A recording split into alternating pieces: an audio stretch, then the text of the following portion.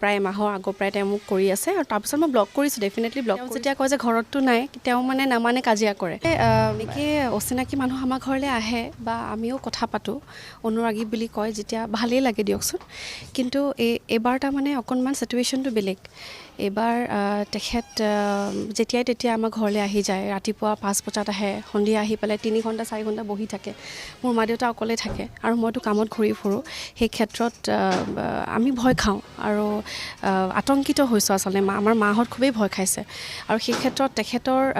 প্ৰথম অৱস্থাত কি হয় আমাৰ মোবাইলত বিভিন্ন মেছেজেছ আহে আৰু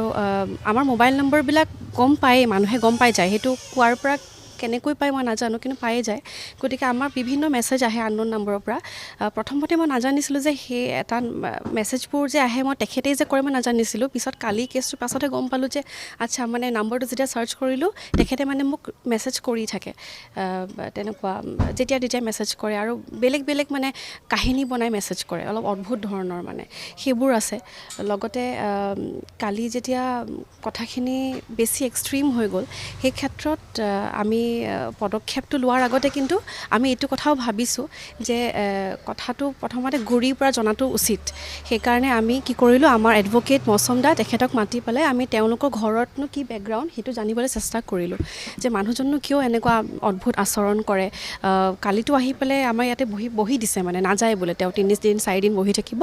আৰু কিবা টাব দলিয়াইছে ফোন দলিয়াইছে পাৰ্চ দলিয়াইছে সেইবিলাক আচৰণ দেখিলে মোৰ মাহঁতে স্বাভাৱিকভাৱে ভয় খাব মই নাছিলোঁ তেতিয়া অহাৰ পাছত আমি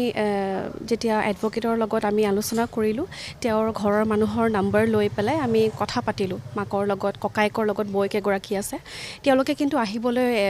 বিচৰা নাই কৈছে যে আপোনালোকে যি ষ্টেপ লৈ লওক আমি আহিব নাই বিচৰা কাৰণ আগতেও হেনো তেওঁ কিবা বেলেগ ধৰণৰ যুৱতীৰ লগত ৰিলেটেড কিবা কেছেছৰ লগত জড়িত আছিলে মই কৈছে মই নাজানো দেই কিমানখিনি সত্য তেওঁলোকে তেনেকৈ আমাক অ'ভাৰ ফোন কৈছে আৰু কৈছে যে আপোনালোকে যি ষ্টেপ লৈ ল'ব পাৰে আগতেও এই ধৰণৰ বহুতখিনি কথা তেওঁ জড়িত গতিকে আমাৰ ইয়াতে কোনো মানে কণ্ট্ৰিবিউশ্যন নাথাকিব আপোনালোকে আগবাঢ়িব পাৰে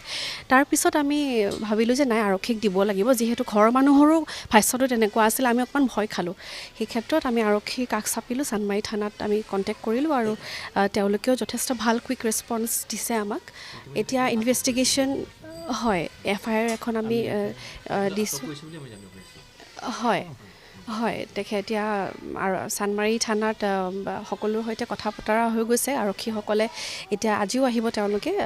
বাকী প্ৰচিডিউৰখিনি টেকনিকেলি যেনেকৈ লিগেলি যায় আমি সকলো মানে কোঅপাৰেট কৰিবলৈ আমি ৰৈ আছোঁ